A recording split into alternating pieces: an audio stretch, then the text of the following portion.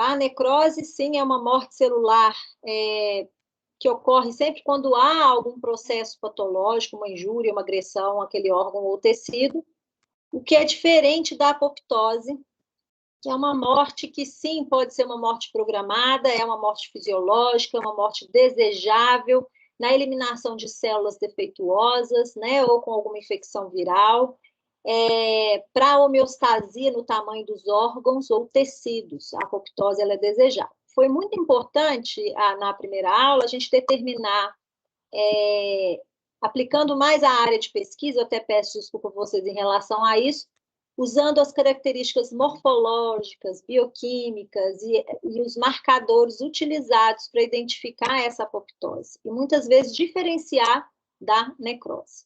Então, o alvo de hoje é a necrose, eu já deixei a videoaula para vocês gravada, então eu não vou aprofundar, porque eu quero ir mais para a parte microscópica. Então, na necrose, aqui eu até representei duas células, eu observo aqui na apoptose uma célula com uma retração celular, formações de bolhas na membrana, que se desprendem formando corpos apoptóticos, a integridade da membrana, em nenhum momento extravasamento do conteúdo celular. É uma morte silenciosa, né, que ocorre de forma individual, de acordo com o estímulo, e esses fragmentos celulares são fagocitados por células vizinhas, por fagócitos, sejam macrófagos ou outras células dendríticas que estão ali naquele tecido, tá? Já a necrose, se eu comparo aqui, é uma célula que acompanha uma tumefação, perda da integridade das organelas, com também edema de organelas, a ruptura em alguns momentos de algumas organelas com liberação de enzimas, então como os lisossomos, perixossomos, e aí liberam enzimas que vão ativar as endonucleases, as proteases, as fosfolipases, uma descontinuidade da membrana e um extravasamento do conteúdo celular, tá?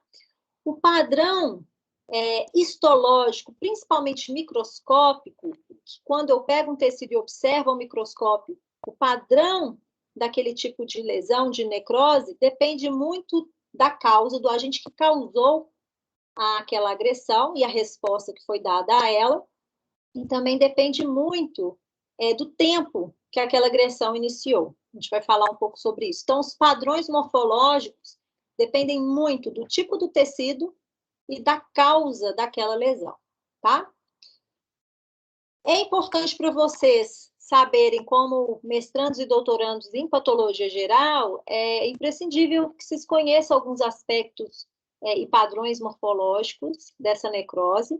Diferente da apoptose, a necrose ela afeta um grupo de células, não como a apoptose, que pode afetar células individuais, ela afeta uma população de células.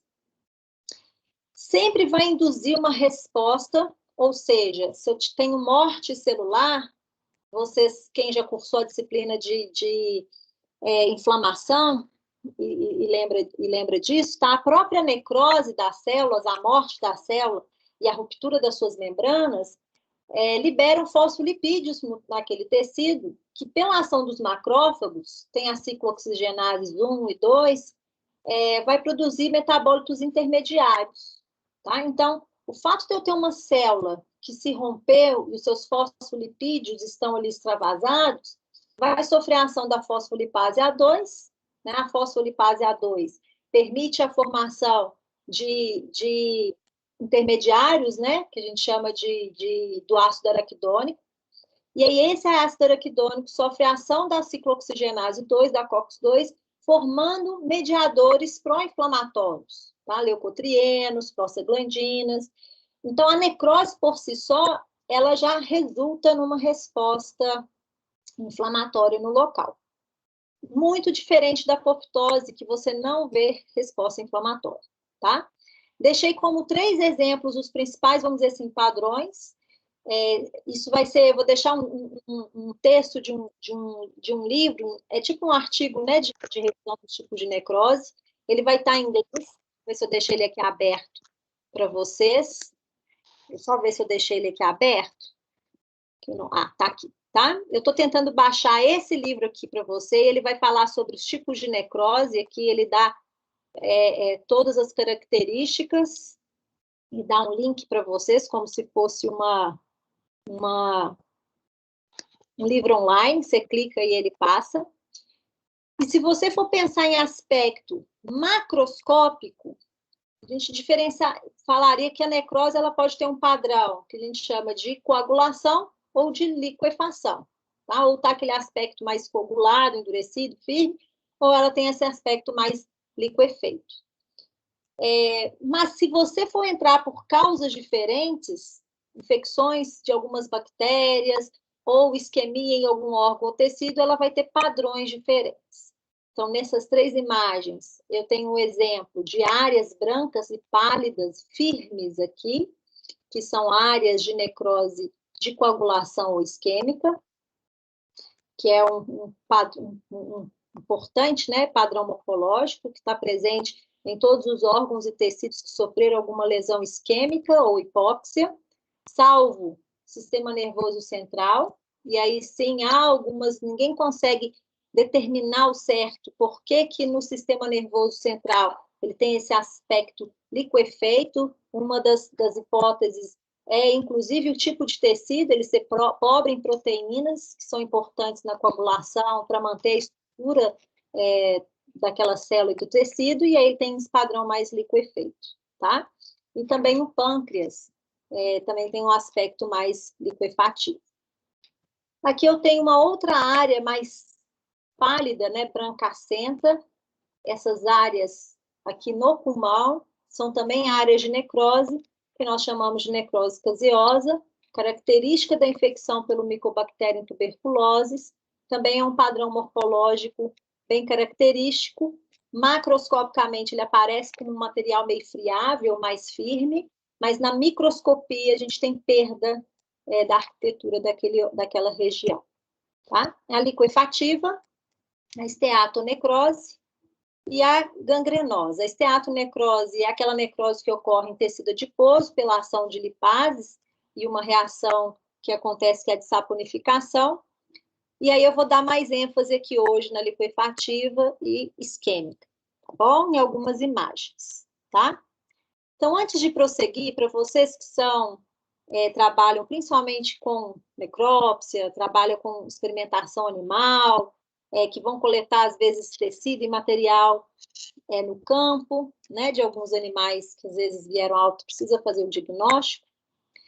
A necrose, ela é considerada aquela morte celular que ocorreu em um organismo vivo, tá? Então, Ellen, se estou viva, tenho uma área de isquemia e algumas células morreram, eu chamo aquilo de necrose.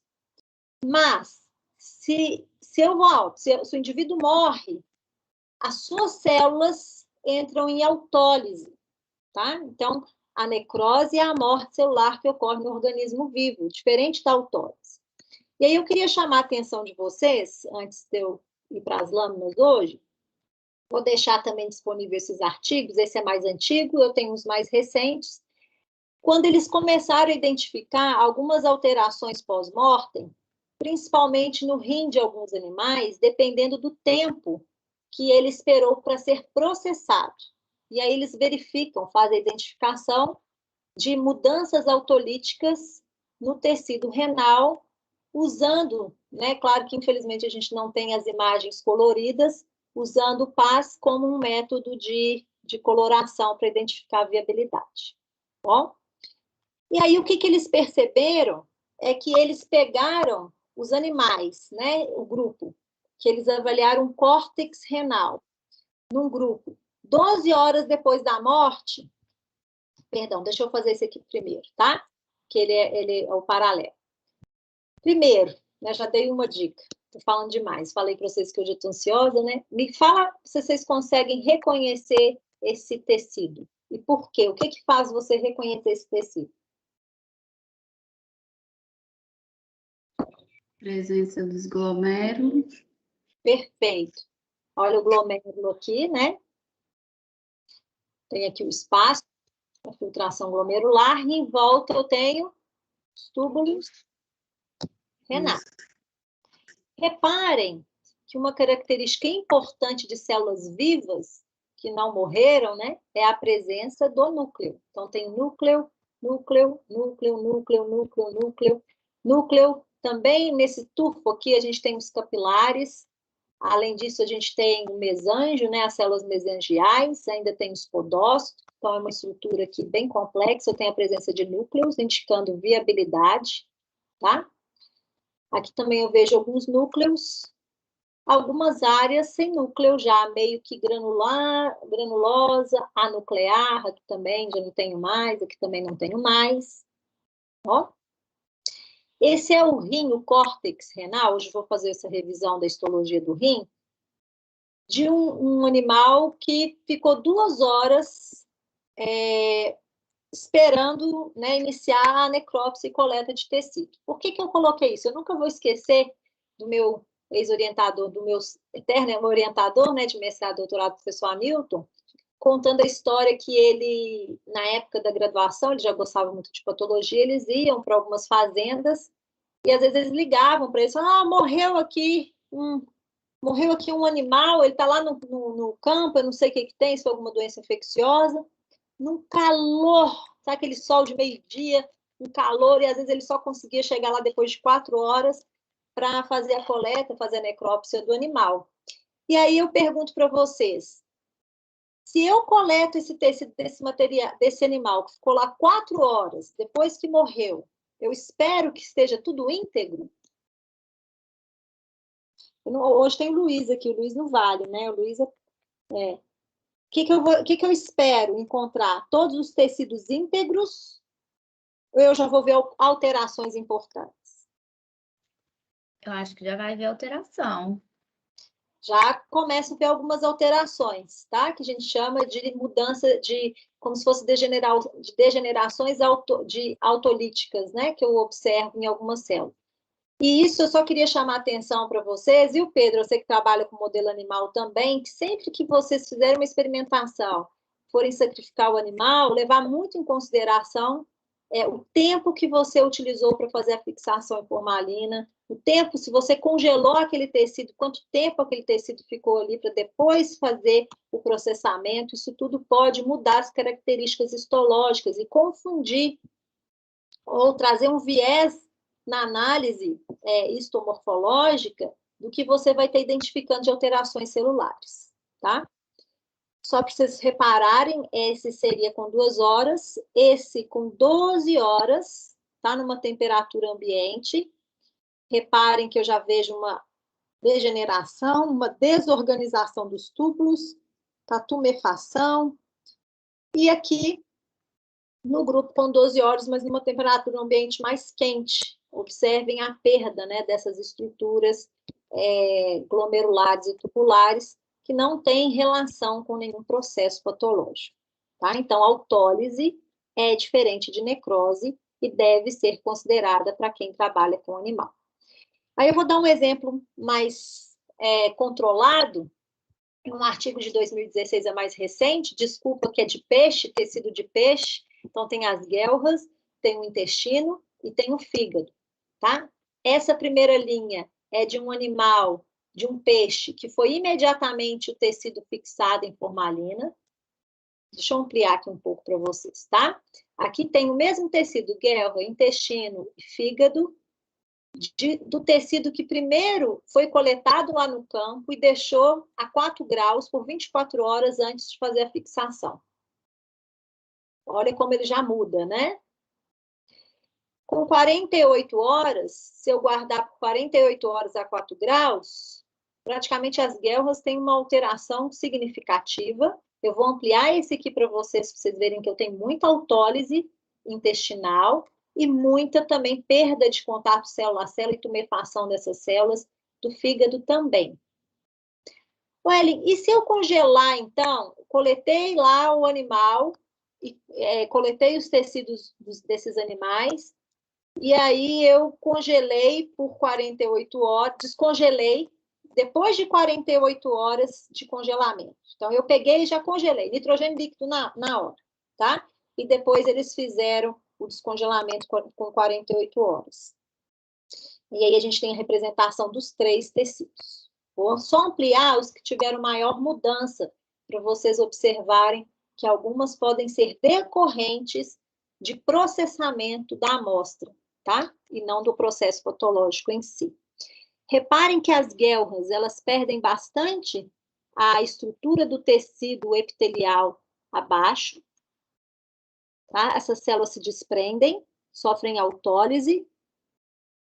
Aqui nas guelras. No intestino também, você vê um apagamento dessas células que se desprendem, e aqui eu tenho essas células bem edemaciadas, né, autolizadas, e no fígado também eu já percebo essa perda de continuidade da membrana, que se agrava ainda mais o fígado e as guelras, quando eu congelo e depois descongelo com 48 horas após o congelamento, sendo que para o intestino mantém um pouco melhor o congelamento do que eu manter na geladeira.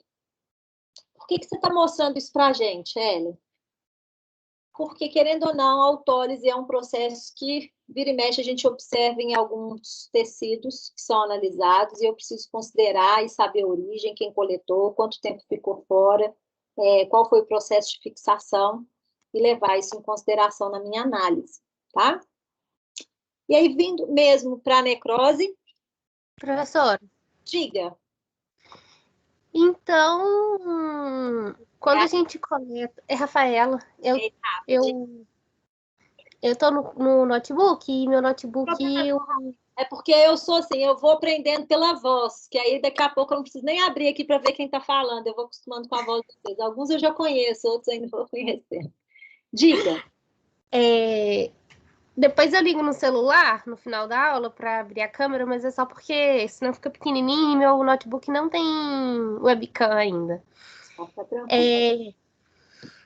Então, quando a gente...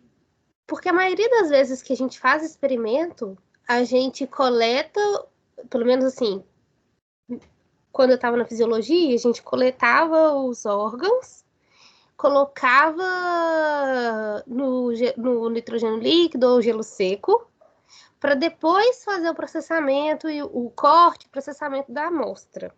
A maioria das vezes a gente também fazia corte no criostato. Quer dizer, eu não cheguei a fazer, mas no laboratório. Quando você faz um criostato, Rafa, você não chega a descongelar a sua amostra. Sim. Então, esse que é o fator, tá? A grande questão é o descongelamento. Você imagina que as células, elas não passam por um processo de vitrificação. Ou seja, elas têm líquido no interior do seu citoplasma, das suas estruturas. Aí você congelou. De repente, você descongela, essas células vão se expandir, o citoplasma expande, elas se rompem.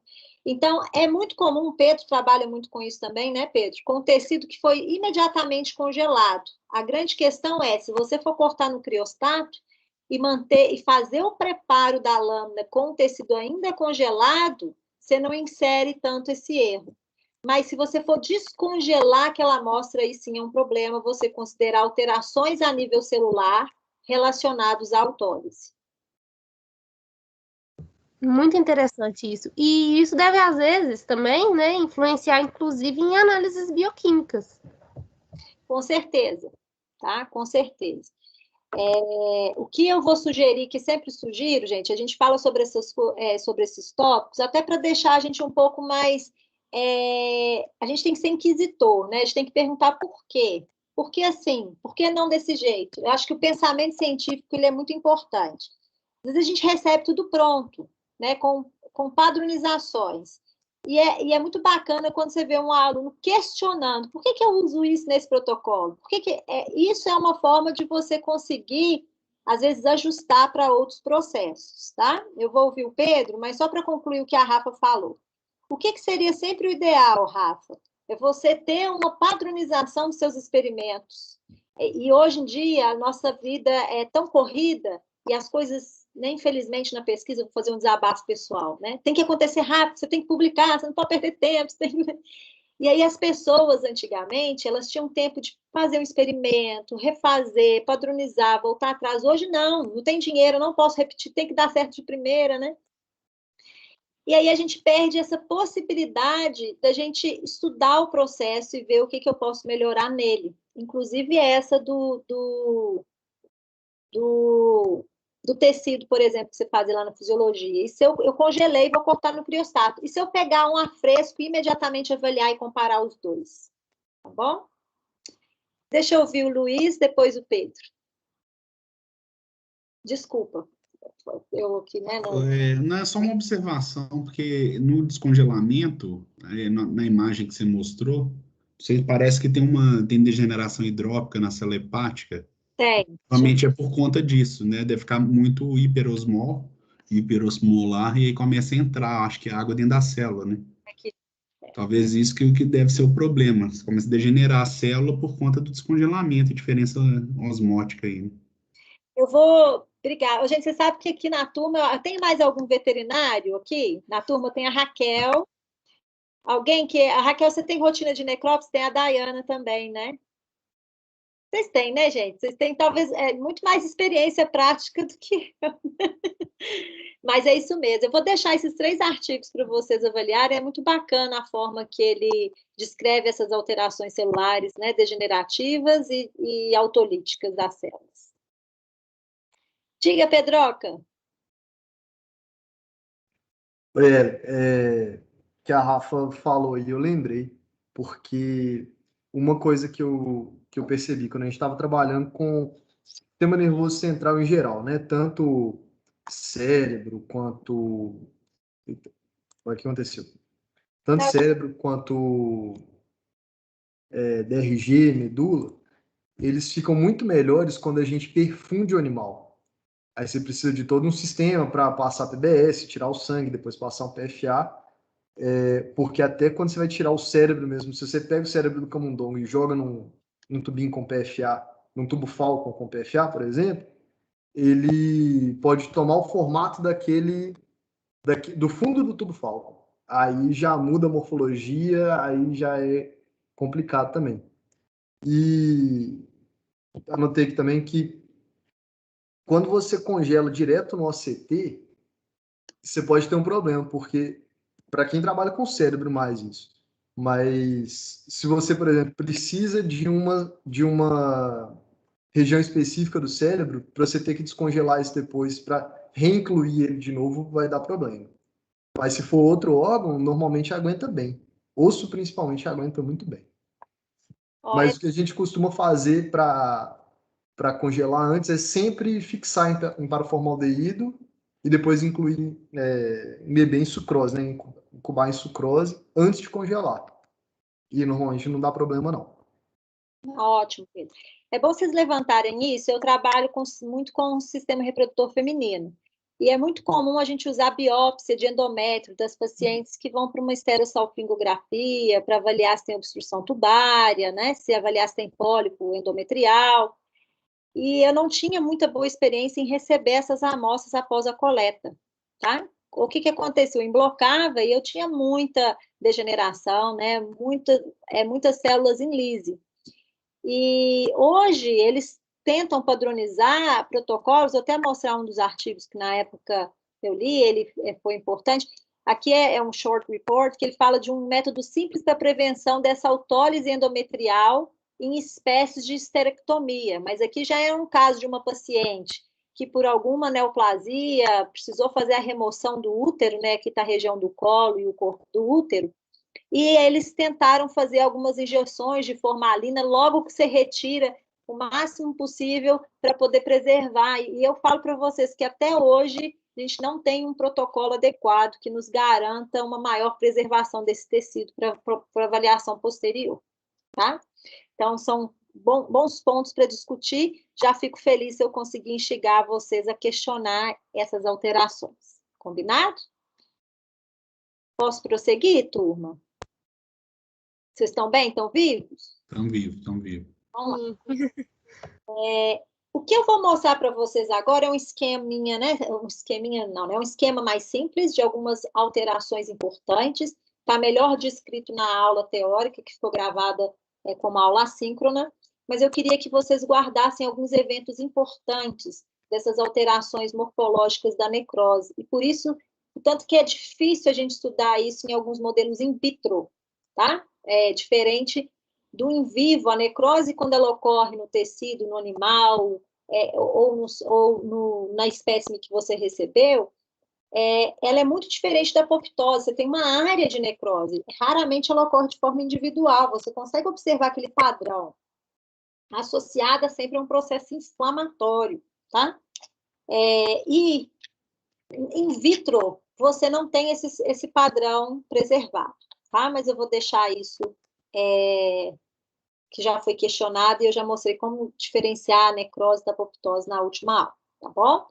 Então, o que é comum é ter uma tumefação celular. Inicialmente, essa tumefação, principalmente quando há lesão de membranas biológicas, ocorre por uma degeneração hidrópica, ou também por depressão de produção e síntese de ATP, e aí a parada de bomba de sódio e potássio, permitindo maior retenção de sódio e maior entrada de água. Lembrando que algumas alterações, se removido o agente agressor a tempo, podem ser revertidas, né? Mas persistindo, elas evoluem para a perda da integridade das organelas, com o extravasamento e derramamento, por exemplo, de cálcio citoplasmático em maior quantidade, uma vez que ele fica armazenado dentro dos perixossomos ou vesículas que impedem esse cálcio ficar ativo no citoplasma. O cálcio ele é um cofator enzimático importante para ativação de várias enzimas que levam à lise da célula. Endonucleases, fosfoproteases, proteases, e aí sim eu vou ter uma perda da integridade dessas organelas, uma descontinuação das membranas fosfolipídicas e uma degradação do núcleo, que passa por uma fase inicial de uma intensa picnose, seguindo de um padrão de pulverização do núcleo, que a gente chama de cariorrex, e o padrão morfológico importantíssimo da necrose seria aquela área com ausência de núcleo, tá? Eu tenho uma área sem núcleo, anuclear. Ó, fato de ter perda dessa continuidade da membrana extravasamento associado a um processo inflamatório, mantém essas características de padrão morfológico. Já explico isso para vocês. Dependendo da resposta inflamatória, eu posso ter esse padrão de necrose mais liquefativo, tá? E a causa também, o que está causando a morte dessas células? Se for por isquemia, o padrão morfológico ser diferente. Para dar um exemplo, em 3 esquemas, né? Um com a morfologia da histologia aqui, onde eu tenho uma fileira de células. Reparem que núcleo e nucleolo evidente, citoplasma aqui também. Aqui uma célula normal. Já nesse segundo padrão, eu já observo esse núcleo picnótico, tá? Uma certa vacuolização nas células, o núcleo mais picnótico. Nesse terceiro, eu vejo essa pulverização, nessa fragmentação nuclear. E nesse quarto, eu já tenho um arcabouço da célula, assim, eu vejo que aqui tinha citoplasma, porque eu tenho proteínas citoplasmáticas marcadas, mas eu tenho ausência de núcleo, tá? Então, essa ausência de núcleo é importante. Então, vamos para as lâminas, né, de aula prática. Antes de ir para as lâminas, fica aqui esse comparativo. Ó, a apoptose ele sempre vai afetar células individuais, de forma silenciosa, sem induzir resposta inflamatória no local. Já a necrose, até pelos agentes que causam a agressão e a lesão, ela vai afetar um grupo de células, sempre vai induzir resposta inflamatória. Na apoptose, a célula tende a se retrair, enquanto na necrose a célula fica tumefeita, perdendo, né, a integridade da sua membrana e das organelas. Não tem gasto de ATP na necrose e as células lisadas são fagocitadas principalmente por células inflamatórias, que migraram dos vasos sanguíneos para o tecido. E na apoptose é uma morte com gasto energético, é uma morte ativa, que mantém a integridade da membrana e das organelas, formando os corpos apoptóticos que são fagocitados por fagócitos residentes naquele tecido. Bom? Posso continuar? É muito ruim não ver vocês, gente. Então, para pegar alguns exemplos, como hoje eu queria dar aula prática para vocês e descrição de lâminas, eu vou pegar alguns exemplos de alterações renais. Vou pegar mais o rim, que eu faço uma revisão histológica e mostro algumas alterações típicas, tá bom? As patologias renais, elas podem ser divididas naquelas que causam alterações somente no glomérulo, que a gente não vai descrever aqui hoje, são as glomerulopatias, né? As glomerulopatias, que é a região glomerular. Já mostro para vocês. Tem aquelas alterações renais que acometem os vasos sanguíneos, então são alterações vasculares nos rins, muito relacionada a diabetes e hipertensão, como a arterioloesclerose, né, hialina ou hiperplásica, podem ocorrer e são indicativos de patologias renais. As patologias relacionadas aos túbulos renais e aquelas que afetam todo o interstício, que aí a gente tem as pielonefrites, aguda ou crônica. Tá? Então, é uma divisão, vamos dizer assim, de patologias que acometem cada uma dessas regiões. Tá bom? E aí, para explicar a vocês a anatomia, né, mas mais a histologia do rim, essa parte externa é a região cortical, onde se encontra grande parte dos glomérulos renais, já mostro ali para vocês. Aqui eu tenho a região medular, tá? Aqui eu tenho a pelve renal e a papila medular. E essa região tem principalmente a alça de Henle e os túbulos coletores. Quero chamar a atenção dessas duas regiões, quais são os principais componentes histológicos, tá? Então, pegando a parte do córtex, a gente identifica a região mais externa, que é a cápsula renal, né? Tem tecido adiposo, vasos sanguíneos. E olha que lindo, né? A zona cortical. A gente identifica de longe aqui, ó, vários glomérulos renais. Lembrando que há algumas alterações nos rins, que são as mais difíceis de ser diagnosticadas, são as glomerulopatias, que são alterações somente no glomérulo, vamos dizer assim, diretamente no glomérulo. E aqui eu tenho vários túbulos renais, tá? Desses túbulos renais, aqueles que são mais fechadinhos, a luz não é tão aberta, geralmente são os proximais. Eles têm maior gasto de energia pelas reabsorções ativas, e alguns outros túbulos distais, que a luz dele, né, a luz, o lúmen dele é mais aberto, tá? Então, aqui, predominantemente, eu vou chamar túbulos renais, não vou distinguir quem são. Bom? Estão bem? E aí, vamos passar agora para a região da medula, se eu for comparar, praticamente túbulos renais. Zona cortical e a zona medular. E aí eu vou começar, eu queria hoje, eu trouxe um caso clínico para vocês, que é o caso da Baker. Todos vocês ouviram falar sobre, infelizmente, né, sobre o caso da Baker? Vocês lembram o que foi que aconteceu no caso da Baker? Foi o dietileno glicol, que ele favorecia a coagulação, se eu não me engano, do sangue, alguma coisa assim. O etileno glicol, ele é um anti-freezing, né? Que eles chamam como é que eu posso falar assim? Anticongelante mesmo. É isso, anticongelante, um anti-freezing, que é muito utilizado nas bebidas e altamente neurotóxico, né? Então, traz uma grande alteração no sistema nervoso e renal. Claro que, de forma geral.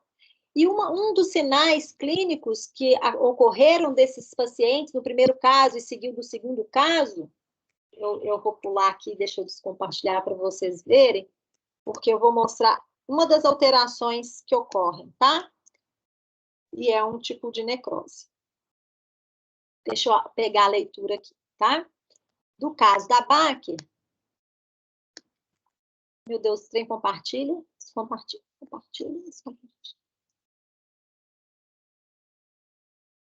Eu não estou vendo mais nada, gente. Isso travou. Peraí que eu estou voltando.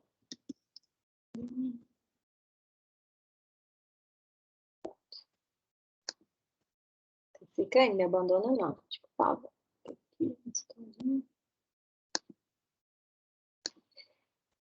E aí foi essa intoxicação por dietilenoglicol, né, que seria esse antifreezing. E alguns dias depois, né, começa o comprometimento dos rins. Esse comprometimento começa logo após a intoxicação, mas a manifestação clínica dele mesmo só vem com 2 ou 3 dias depois, tá? E uma das queixas é essa oligúria, diminuiu a produção de urina, né? Ela começa a urinar cada vez menos, chegando até a anúria, parou de urinar completamente, e aí se instala um quadro de insuficiência renal. Eu vou mostrar a imagem para vocês, mas antes eu vou guardar esse para algumas outras alterações renais, tá? Então, só para a gente guardar aqui. Vou chegar aí nesse caso, tá bom? Então, chamando um pouco mais atenção, para mim é importante vocês notarem, olha a celularidade do glomérulo, tá? Ampliando um pouco, olha os núcleos de células, indicando sua viabilidade. Olha os túbulos renais, esses que têm a luz mais larga a gente considera como distal, tá? Esses que têm a luz assim quase que imperceptível são os proximais. E olha o núcleo lindo, né? Formando aqui, é um tipo de epitélio cúbico, uma única camada simples cúbica. Bom? E aí vamos para o primeiro quadro, né? Primeiro tipo de necrose que acontece, e aí eu vou usar o quadro da Baker como exemplo. Para isso, eu vou usar um vídeo.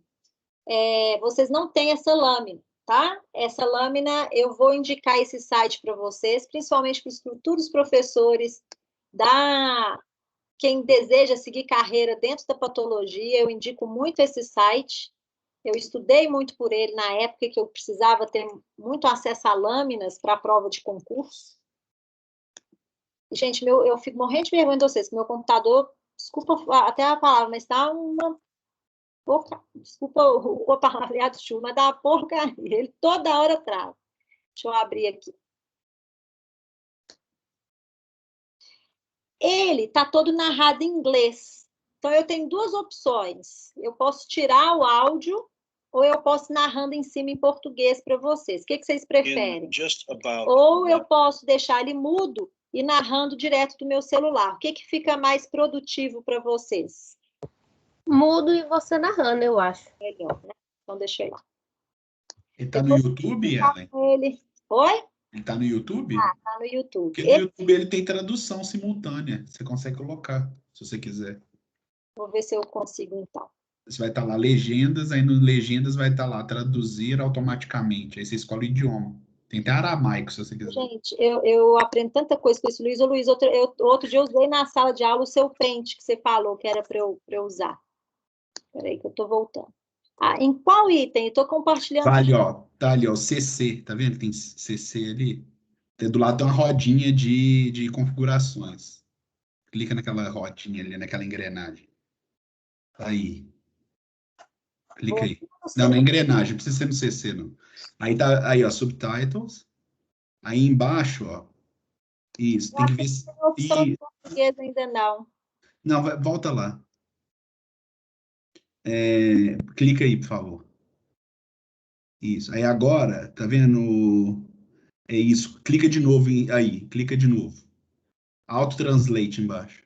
Aí você escolhe o idioma. Gente, que sensacional. Eu ganhei meu dia. Eu tô falando que eu tô evoluindo em um ano português. Vamos ver. Se não ficar bom, eu faço a... Não, fica bom sim. Bom, então, esse professor, ele é um professor que já recebeu até prêmios nos Estados Unidos, porque ele mantém um site de patologia aberto para a comunidade, sem cobrar um tostão, tem todas as aulas que você imaginar, e todas as lâminas que você pensar, se você digitar no canal dele, você acha, tá? Depois manda o link no chat. Vou colocar. Ele é sensacional, eu sou fã dele, eu gosto de... As aulas dele são gostosas de ouvir, porque ele toma café com você, ele põe música antes de começar, e é uma alegria danada. Então, aqui de longe, ele vai mostrar para vocês. Vocês conseguem reconhecer? Eu sei que está muito pequenininho, tá? Que região seria essa daqui? Cortical. Córtex. Vocês conseguem reconhecer o principal componente que identifica aqui como córtex? Dá para ver os glomérulos, né, os Dá para corpos. ver um glomérulos de longe, né? Sim. E aqui já seria uma região da pele. Então, eu vou deixar a descrição More para fazer click, com vocês, you tá? will recognize what this Então, organ vocês vão is if you haven't already. Deixa eu abaixar um If your pouquinho. eyes are good enough to be picking up all these little balls. Então, vocês conseguem reconhecer essas pequenas áreazinhas aqui, ele ampliou e dá para ver direitinho como são os glomérulos, né? Mais a região dos túbulos renais. E aqui é uma região mais da medula, tá? Uma região medular. Essa região aqui é uma região que eu queria que vocês percebessem, vou dar um pause, tá? Que essa região tem uma parte dela mais pálida e tem uma parte mais corada. E aí, quando ele ampliar nessa parte mais corada, vocês vão perceber que essa região da medula, né, ela é praticamente tubular, eu vou ter vários túbulos renais com ausência de núcleo e extremamente eosinofílicos, extremamente corados, sem a presença do núcleo e não sendo hemácia. Eu reparo que eu tenho túbulos íntegros aqui também. Olha que gracinha, eu vejo túbulos íntegros, mas eu tenho essas ilhas que ele vai ampliar um pouco mais, e eu queria que parasse aqui. Olha, isso aqui é um túbulo renal, eu não vejo núcleo. Isso aqui são túbulos renais. O que eu vejo núcleo, às vezes, é de célula basal, porque lembrando, gente, que os túbulos renais, eles são tecido epitelial. Então, uma vez que eles sofrem degeneração e necrose, as células basais se regeneram. Por isso que esse tipo de necrose, que a gente chama de necrose tubular, e ela, nesse caso, a necrose tubular aguda, por causa de um agente tóxico, essa necrose tubular, quando ela acontece, há capacidade de regeneração dessas células dos túbulos renais, tá? Mas, até ter a regeneração e a descamação das células necróticas, elas obstruem a luz dos túbulos renais, formando cilindros pigmentados. Esses cilindros pigmentados diminuem a possibilidade da passagem do líquido para a formação da urina, tá? Uma vez que esses cilindros pigmentados eles são removidos, inclusive pode ser observado no exame de urina, né? Esses cilindros pigmentados e hialinos podem ser de restos necróticos de células, podem ser de proteínas filtradas, ou podem ser cilindros hemáticos, quando você tem uma hemorragia de trato urinário superior, que aqui não é o caso. Aí sim você voltaria, né, com essa função renal. Mas, infelizmente, essa necrose tubular aguda, ela evolui em 50% dos casos para uma insuficiência renal aguda. E essa insuficiência renal aguda, ela é uma importante comorbidade, né, em pacientes hospitalizados ou com algum efeito tóxico, como vocês vão ver aqui, desses anti-freezing, como aconteceu no caso da BAC. Depois eu vou mostrar outra imagem por causas diferentes, tá? Então, reparem que ele tem áreas de necrose mais acentuada aqui em alguns túbulos. Aqui eu tenho áreas ainda um pouco preservadas, algumas células já ficando tumefeitas, se descamando, e aí ele vai sair dessa região e vai para a região do córtex, tá? Quando ele for para a região do córtex, algo que eu queria chamar a atenção de vocês é que os glomérulos estão vivos, não há processo necrótico nos glomérulos, porque eu tenho presença de núcleo. Por isso que é uma patologia renal que a gente chama de tubular. Tá? Se afetasse só o glomérulo, seria uma glomerulonefrite. E olha a posição de corte desses túbulos. Vocês estão vendo ele mais longitudinal? Olha que legal, que o corte longitudinal desses túbulos, eu observo uma área de extrema eosinofilia, mas sem núcleo. Vejo 1, 2 núcleos aqui. Vocês estão vendo, turma? Foi muito rápido? Vocês estão comigo? Não, tá ótimo. Estamos. Tá tranquilo. Também eu vejo uma área de tumefação dessas células, olha, com ausência de núcleo. Outra área, né, de extrema piquenose do núcleo, com células bem edemaciadas e perdendo o contato com a membrana basal e começam a ocupar a luz dos túbulos renais. Olha esse aqui, né? Eu vejo essas células desprendidas, também ocupando a luz dos túbulos, alguns túbulos renais, principalmente esses com a luz mais aberta, são os distais, tá? E aí ele vai chamar a atenção para esse quadro. E o que eu mais gostaria, deixa ele descrevendo, eu adoro ouvir ele em inglês. Estou vendo se está traduzindo bonitinho. Tá vendo o citoplasma, ele fica bem mais corado, eosinofílico. Algo muito diferente quando a causa da necrose tubular é uma falta de oxigênio e nutriente, é que aqui a gente vê alguns cristais que provavelmente esse do etilenoglicol, tá? Que formam esses cristais nos túbulos renais, tá? Ellen, você falou que induz resposta inflamatória, tá? Sim, gente, induz resposta inflamatória. Essa necrose tubular é uma necrose tubular aguda, é um processo rápido, tá? Mas no interstício, vocês vão observar células inflamatórias. Essa lâmina até a gente não vê tanto, mas na próxima, sim. Então, vou parar aqui. Vocês conseguem reconhecer aonde eu tenho células viáveis e onde eu tenho células necróticas? Sim. Eu acho que sim. Viáveis, presença do núcleo ainda. Células viáveis com presença de núcleo. Claro que alguns já com núcleo piquinótico, algumas células já edemaciadas, tá? Aqui eu já vejo células necróticas. Aqui também, necrose, ausência, uma área de ausência de núcleo. Combinado? Tranquilo?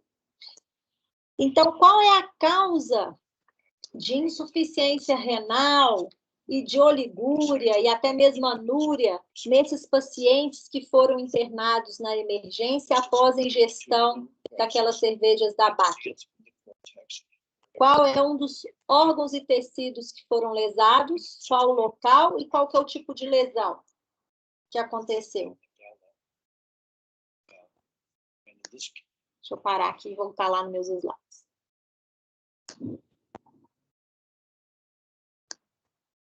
Então, foi uma necrose isquêmica. Tubular. Opa, exatamente, tá? Com um padrão morfológico, gente, de uma necrose de coagulação. Deixa eu voltar aqui para vocês e mostrar, se vocês tiverem mais interesse, eu deixo esse material disponível. Então, a necrose tubular aguda, ela é responsável por 50% dos casos de insuficiência renal aguda. Então, ela pode ser tóxica, como vocês viram agora, né? E foi o caso da grande parte dos pacientes internados após a ingestão desse antifreezing. Com agentes nefrotóxicos, corantes de radiocontraste, antibióticos, aminoglicosídeos, arsênio, mercúrio, chumbo. E ela é um tipo de necrose que fica mais acentuada nos túbulos contorcidos proximais, tá? Agora, tem outro tipo de necrose tubular aguda. E aí ela é o que a gente chama de isquêmica, quando há insuficiência de fluxo sanguíneo. Tem um padrão morfológico também muito parecido com essa necrose tubular tóxica, né? Aguda tóxica. Aí deixa eu mostrar aqui para vocês o que acontece, tá bom? Quando é por isquemia e redução de fluxo sanguíneo, vocês vão perceber que no glomérulo ele vai ficar com um aspecto isquêmico. O glomérulo ele fica menor e você observa menor presença de hemácias e de sangue passando naquele glomérulo. Em relação à perfusão de sangue, quando há essa isquemia, né, eu observo também necrose das células dos túbulos renais. Claro que, além de necrose, turma, foi já identificada a apoptose, tá? Mas o padrão mais importante, que tem maior impacto, né, funcional, seria essa necrose isquêmica.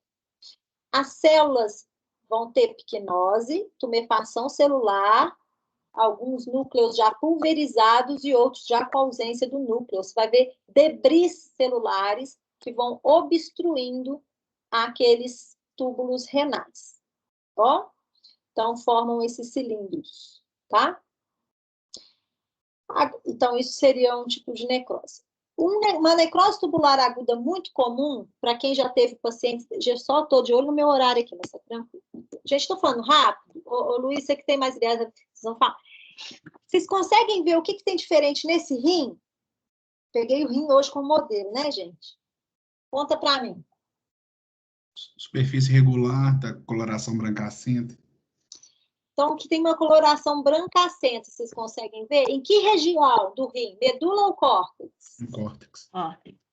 Vocês concordam que é no córtex? Uma palidez, né? Se fizer uma angiografia renal, né, uma arteriografia renal, aqui eu observo o fluxo sanguíneo vindo da artéria, lembrando que o rim é um órgão de circulação terminal.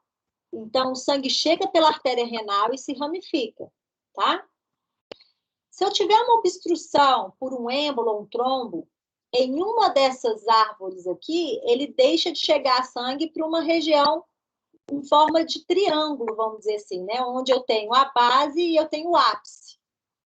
E aí eu tenho uma região sem a chegada de oxigênio e nutriente. Se eu tenho uma obstrução. Mas, e se o paciente entrou em choque? Por isso que é difícil falar de necrose sem a gente ter visto ainda distúrbios circulatórios. Vocês sabem o que é um quadro de choque, turma?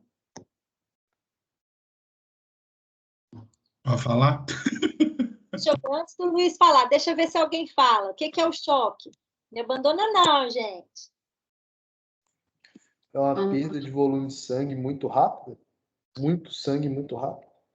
O choque é caracterizado pela hipoperfusão sistêmica, ou seja, baixa chegada de sangue nos órgãos e tecidos. Aí tem causas diferentes. Uma é essa, viu, Pedro?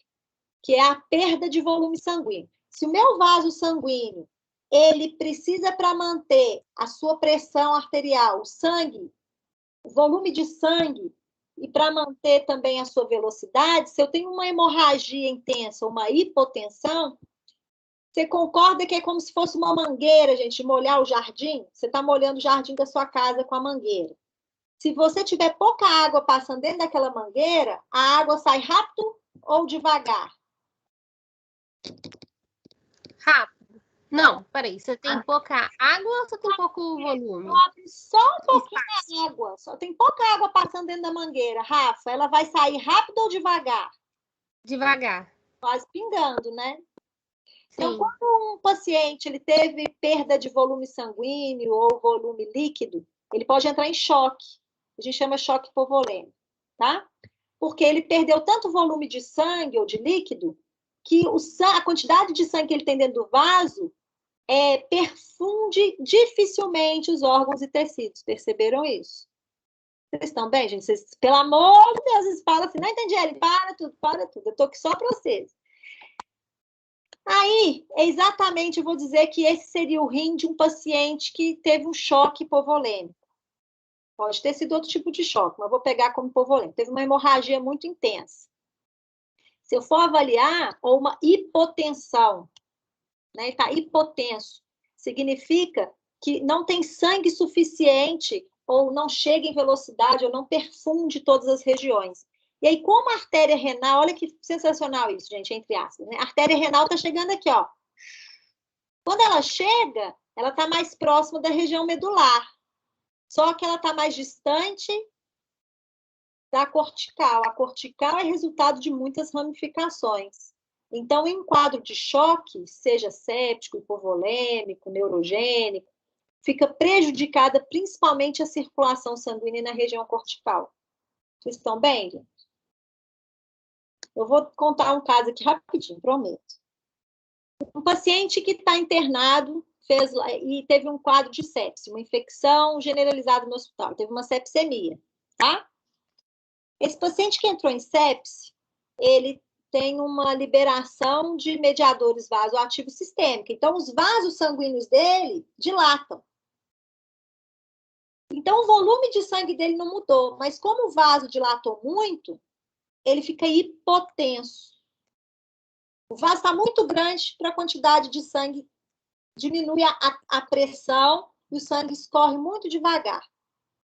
Então, o paciente com choque séptico, ele significa que vai ter baixa perfusão de sangue para os órgãos e tecidos. Inclusive, causando isquemia grave, tendo causado amputações de membros, como dedos das mãos, dos pés, porque os locais mais distantes são as extremidades, inclusive dos órgãos. E aí você pensa que esse paciente que está com uma sepsemia, uma infecção generalizada, o médico vira e fala assim para a família, a gente vai precisar começar a fazer hemodiálise. Ou ele está com sonda urinária, e aí o médico olha lá, ele não produziu urina naquele dia. Não tem urina, gente, ele não está produzindo urina. O que pode estar acontecendo com esse paciente? Pode chutar, gente, pode falar, nós estamos juntos, né? O que vocês acham? Não é a mesma situação da necrose? Perfeito. Quem que respondeu que eu não segui aqui? Eu não sei se fui eu, mas eu não sei se está me ouvindo. Isabela. Gente, desculpa, eu dou Isabelinha para todo mundo. Pri, eu sou mó folgada, né? Desculpa. Isabela, perfeito. Também, essa baixa perfusão vai atingir principalmente os túbulos renais, tá? Vocês vão observar glomérulos isquêmicos e a região dos túbulos, principalmente os túbulos proximais, porque é onde tem maior necessidade de gasto energético. Eu vou mostrar isso para vocês. Então, um paciente com infecção hospitalar, que teve um choque séptico, ele pode ter uma insuficiência renal aguda. E essa insuficiência renal aguda tem relação com uma necrose tubular. Perceberam isso? Então, vamos lá, para a gente ir quase, tá? Se eu pudesse pegar um pedacinho dessa região do córtex e ampliar para vocês, eu observo o glomérulo isquêmico bem reduzido, tá? E observo os túbulos renais, principalmente os proximais, cheio de células, grumos, né? De células isquêmicas, ou seja, células necróticas, tá? Então, reparem aqui, isso aqui tudo é necrose tubular, quipicnose, células em necrose tubular, bom? Algumas regiões de túbulos mais íntegros. Reparem que os túbulos mais íntegros são aqueles de luz mais larga. Então, os distais, eles também são acometidos dependendo do quadro, mas os que são, primeiramente, entre necrose, são os túbulos proximais. Bom, ó, tudo aqui entra em necrose. E aí eu vou mostrar esse vídeo para vocês. Ó, aproveitar que fica muito parecido, né, gente? Acho que não sei nem se foi uma boa ideia. Eu peguei e coloquei tudo aqui para não perder de ter colocado para vocês o... Como é que eu copio o link? Eu não sei qual que é o link lá. Here is a normal kidney on the lower part of the screen, and here is an abnormal kidney on the upper part. The upper part, we will explain more detail about the substance. Agora sumiu. Let's zoom in a little bit on the normal kidney. And anywhere you go in this. Oops.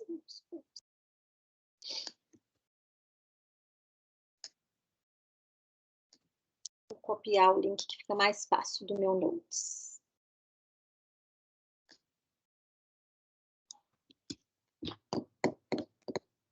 Faltam 2 lojas, tá?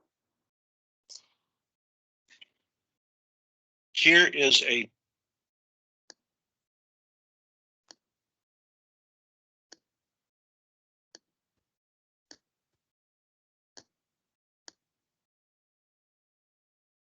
Estou pegando a dica do Luiz.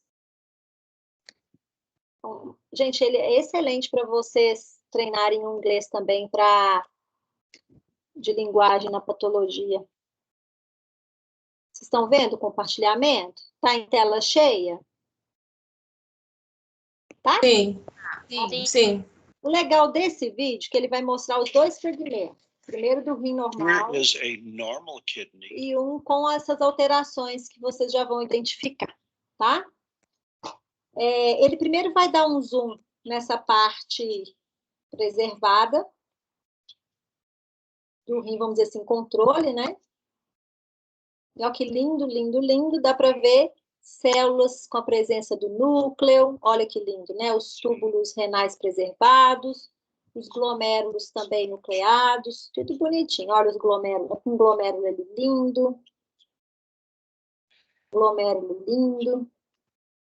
Gente, patologia tem que amar histologia, viu? É um negócio assim. Eu lembro quando eu era aluna de graduação, eu passava perto daquelas mesas do ICB, de longe via alguém estudando histologia, às vezes eu via lá um glomérulo, eu falava assim, ó, o glomérulo. Bateu o olho, você já fixa. Olha que lindo esse glomérulo. Acho ele uma estrutura sensacional.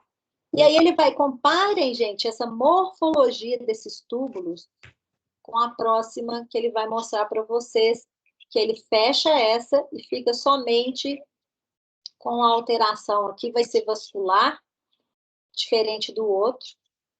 E de longe, vocês vão conseguir observar áreas de glomérulos preservados, nucleares, com umas áreas mais pálidas. Olha isso aqui, glomérulos bem preservados, tá? Alguns túbulos preservados, mas eu tenho áreas aqui, ó, pálidas, anucleadas. E toda essa área anucleada. Essa área anucleada, reparem que a grande parte são os túbulos contorcidos proximais. Vocês não precisam, né, saber essa descrição. O mais legal seria se a gente tivesse como descrever essa lâmina, primeiro vendo toda a parte da medula e a parte do córtex, vendo essa região mais pálida, principalmente, predominantemente no córtex, indicando essa isquemia, e essa isquemia sendo responsável, sendo a causa, né, por alteração vascular de uma necrose tubular aguda. Reparem que os glomérulos são nucleados e os túbulos com ausência de núcleo. Para eu ganhar tempo com vocês, que eu estou preocupada com o nosso horário, eu vou deixar esses links todos, tá? Eu vou passar agora para um outro tipo de necrose isquêmica. Você fala, não aguento mais, Ellen, né? Necrose isquêmica. Mas para vocês verem que diferença que faz. Uma coisa, Ellen, então, é quando eu tenho uma necrose tubular aguda por um agente tóxico. Outra coisa é quando eu tenho uma necrose tubular aguda de um paciente com uma hipoperfusão, um quadro hipotensivo, ou seja, choque. Pode ser hipovolêmico, pode ser séptico. E aí eu vejo essas características de necrose tubular. Uma característica diferente também, uma necrose isquêmica ou de coagulação, é quando ocorre por um processo também vascular em um ramo, né, uma ramificação da artéria renal, que afeta uma estrutura em cone, exatamente o que está demonstrado aqui, né? Eu tenho a artéria renal, os seus ramos, e nessa região ele amplia e mostra para vocês um processo que pode ser uma aterosclerose, pode ser um êmbolo, né? Trombótico, de origem trombótica, por exemplo, que pode vir, por exemplo, do coração ou de um vaso de maior calibre que chegou até ali. E aqui, diferente do que vocês viram na hipoperfusão, que o sangue chega mais aqui e fica prejudicado em quase todo o córtex, você vê mais os túbulos sofrendo, aqui toda essa região fica sem recebimento de fluxo sanguíneo. Tem uma isquemia. Reparem que essa região começa a ficar pálida. E em volta dela, eu tenho uma hiperemia reativa. Porque se essa área não recebe sangue, turma, que vai entrar em isquemia, necrose de coagulação, e necrose induz inflamação, e as células virão dessa área hiperemiada. E olha o que eu percebo de diferente, comparando esses túbulos renais de um rim preservado e normal, com os glomérulos, com essa imagem ao lado. O que vocês estão vendo diferente nesse tipo de necrose, que foi diferente dos dois outros tipos de necrose que nós descrevemos? Tanto os glomérulos quanto os túbulos não possuem núcleo. Perfeito. O que inclui? Foi a Letícia que respondeu? Isso. Oi, Letícia, obrigada. O que você percebe é que a necrose de coagulação, ela atinge toda a área, todos os túbulos, incluindo os glomérulos renais. A ausência de núcleo,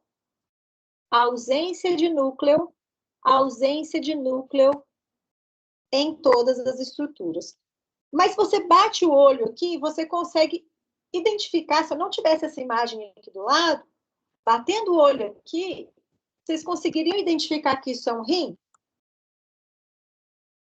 Sim. Sim, é uma marca d'água, né, Ellen? Mas é o rim, mas anuclear. Porque o tipo de necrose que acontece quando tem uma isquemia, uma redução do oxigênio, é a necrose de coagulação. Ou seja, a ausência do oxigênio, lá na cadeia respiratória, como receptor final de elétron, que é o próton H+, já que não tem oxigênio, esses prótons H+, se acumulam na célula, causando uma acidose celular. E um pH muito baixo faz com que as proteínas do citoesqueleto e do citoplasma coagulem. Então, quando finaliza o processo, a necrose acontece e a membrana plasmática se rompe, ela vai se romper, mas a estrutura celular foi coagulada antes do rompimento. É como se eu estivesse fazendo um pudim ou uma gelatina. Como se a gelatina líquida fosse o citoplasma e a forma fosse a membrana plasmática. Se eu coloco a gelatina na geladeira e ela endurece, eu posso tirar a forma de metal que ela vai manter o formato.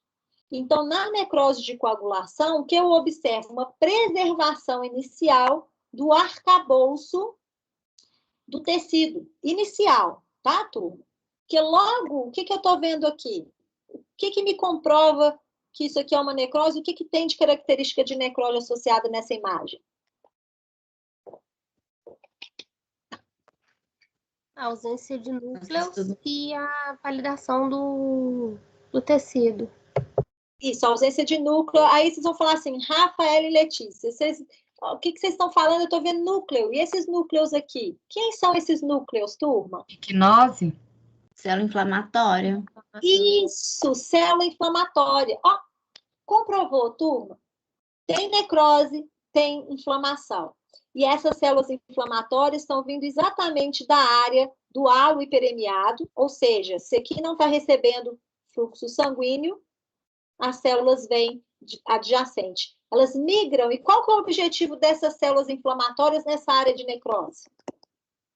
O que elas estão fazendo? Fagocitar essas células? O objetivo é reparo, né? Elas chegam ali para levar a fagocitose desse tecido que está morto, a gente não deixa esse tecido morto ali, e estimular o reparo, tá? Que não é o objetivo dessa disciplina. Mas o reparo pode se dar por substituição, por tecido funcional igual, ou seja, uma regeneração, ou, no caso do infarto renal, a substituição por tecido cicatricial, fibroso. Então, se eu observar esse rim, eu tirei a imagem, eu tinha ela aqui, se essa área de necrose, o que ela tende a acontecer com ela? Ela vira uma área de fibrose e se retrai, fica uma área retraída. Tá bom? Tranquilo? Estou falando muito rápido, gente? Vocês estão bem? Tá ótimo. Tá ótimo. A gente fala que eu não estou vendo vocês, não, tá? Viram a diferença? Que eu tenho, então, aqui uma lesão afeta toda essa região do interstício, tá? E aí eu vou finalizar com uma lâmina de necrose de liquefação. Também pegando o rim. Eu preferi pegar o rim porque a gente mergulha bastante na histologia e na morfologia desse órgão e tecido. Na próxima aula vai ser fígado, tá? A gente vai ver mais fígado, tá bom? O que vocês estão observando nesse rim? Aqui tem um corte, eu vejo várias áreas purulentas. Você até que essa imagem agora que eu estou vendo não está tão boa, né? Reparem que aqui na região da pelve, né, da região da medula, da pelve renal, olha como aqui está bem amarelado, bem purulento. E aqui no córtex também eu vejo áreas circunscritas, cheias de pus, que a gente chama de abscessos, né? Que eu tenho microabscessos. Abscesso. Reparem também uma hiperemia, tá? Então, são sinais de uma inflamação aguda. E aí eu vou pegar agora um fragmento desse rim para a gente observar na microscopia. Aqui eu tenho só uma imagem, tá? Eu tenho que fazer o descompartilhamento. Essa é a última lâmina, tá bom? Não, eu ia mostrar a pancreatite aguda hoje, mas vai ficar como necrose.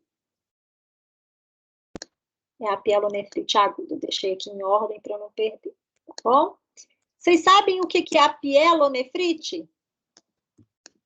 Alguém já ouviu falar em pielonefrite? Lembra no início da aula que eu falei das patologias que acometem o rim? Elas podem ser tubulares, glomerulares, intersticiais e vasculares, certo?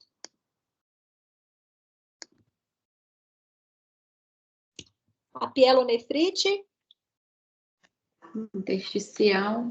Intersticial. Então, é uma inflamação aguda, né? Que acomete todo o interstício. Qual que é a provável causa? O que pode causar uma inflamação no rim? Infecção bacteriana. Infecção bacteriana. De onde vem essa infecção bacteriana, turma? Ela vem via corrente sanguínea. Ah, tem duas origens, tá? A infecção bacteriana no rim pode ser ascendente, evoluir então de uma cistite, uma infecção urinária, que ascendem, principalmente são bactérias gram-negativas. E aí o padrão é muito bacana, que se a gente pegar a lâmina dos dois, né, vocês vão ver um padrão diferente.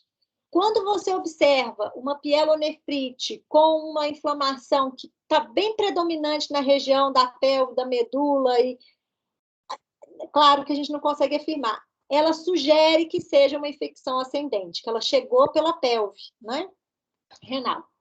Quando ela é hematogênica, de um paciente que tem uma infecção generalizada, uma sepsemia, ela também pode chegar ao rim, ó. E aí, focalmente, ela inicia pela região cortical, primeiro. Tem essas diferenças, mas só uma curiosidade. Quando pega essas lâminas, a gente observa esse padrão. Então, vamos lá. Aqui eu não quero que vocês façam essa diferença, tá? É a última, viu, turma? Estão vivos aí? Eu amo falar. Se deixasse, hoje que não sei. Para mim, a parte mais divertida é essa descrição.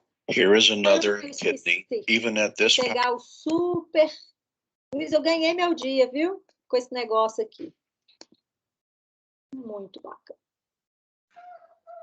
Isso é a mão na roda. Então, volta lá. Você tem que repetir isso. Subtitles aí. Auto-translate. Isso.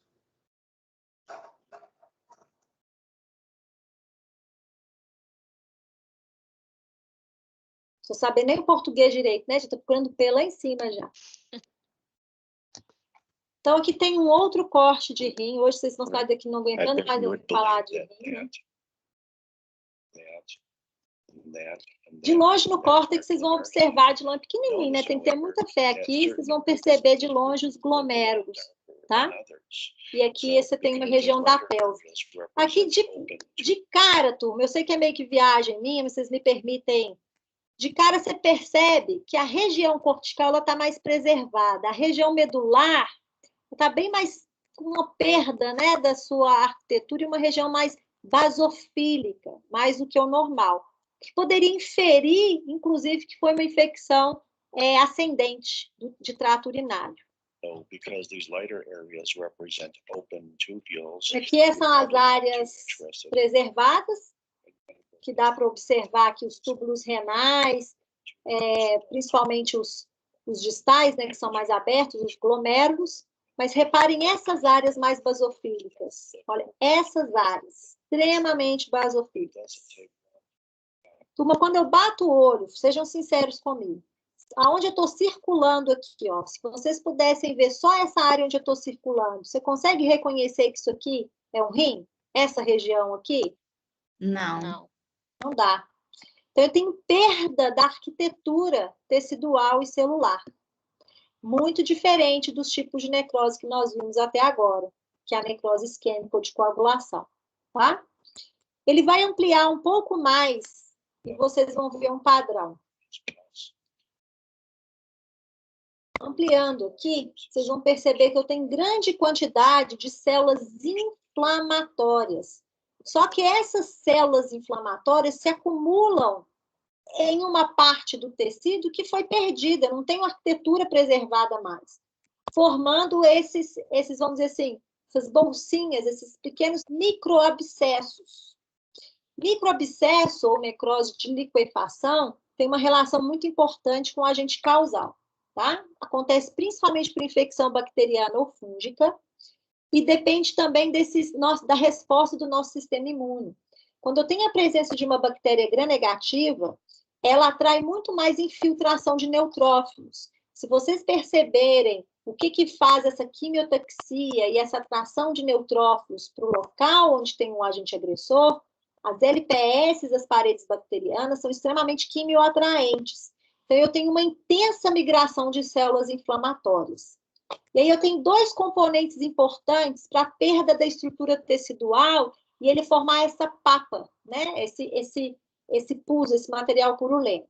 O primeiro é a liberação dessas enzimas lisossomais das próprias células inflamatórias e também de enzimas líticas das próprias bactérias. Então, você vai tendo perda da arquitetura em formação dessa área de células que entraram em necrose e se liquefazeram, ou seja, perderam macroscopicamente, você vai ver como um pus mesmo, uma papa, né, uma área liquefeita, tá? Eu não consigo aqui nem ver glomérulos direito, talvez alguns túbulos ainda um pouco preservados. E aí, esse é um caso típico de uma glomerulonefrite. Essa glomerulonefrite, aqui ainda eu tenho as regiões de alguns glomérulos relacionados. Se a gente for para a região medular, a perda é muito mais intensa, né, da sua arquitetura do que seria na região cortical. Ó. Ok. Deixa eu ver se eu... Vou deixar esses links de lâminas para vocês reverem quantas vezes vocês quiserem, tá? Então, o que eu tenho de diferente? Deixa eu voltar naquela imagem. Desse tipo de necrose para outros tipos de necrose que nós observamos, turma, para a gente fechar hoje.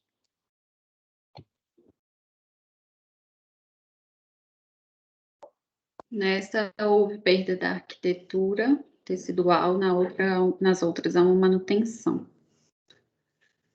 Perfeito. Então, aqui eu tenho perda da arquitetura e uma liquefação, né? Um material purulento se acumulando no local.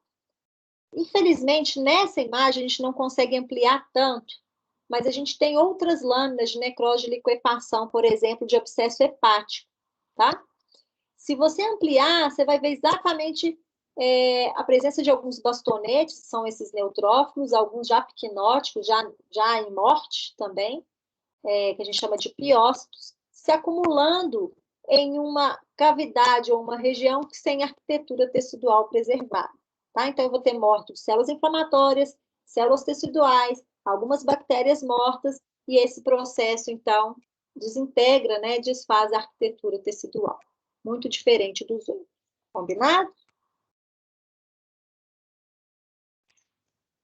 Sim. Ué, 200 vezes aqui. Pode falar, Letícia. Aquelas outras três que a gente viu anteriormente, que foi a necrose tubular aguda por intoxicação, a outra isquêmica por choque, por exemplo, e a outra por infarto. As três são morfologicamente de coagulação. A gente considera de coagulação, tá? E essa liquefação, ok. E essa de liquefação. Vamos dizer que são os tipos de necrose mais comuns, tá, turma? Para vocês aqui, alguns vão trabalhar com... Estou tentando imaginar aqui as linhas, se vocês quiserem trazer essas curiosidades, tá? O tipo de necrose mais comum que ocorre em neoplasias malignas é necrose de coagulação. Essa necrose de coagulação acontece exatamente porque você tem um crescimento tumoral muito grande, né? Você tem uma quantidade de célula muito grande e o tamanho daquele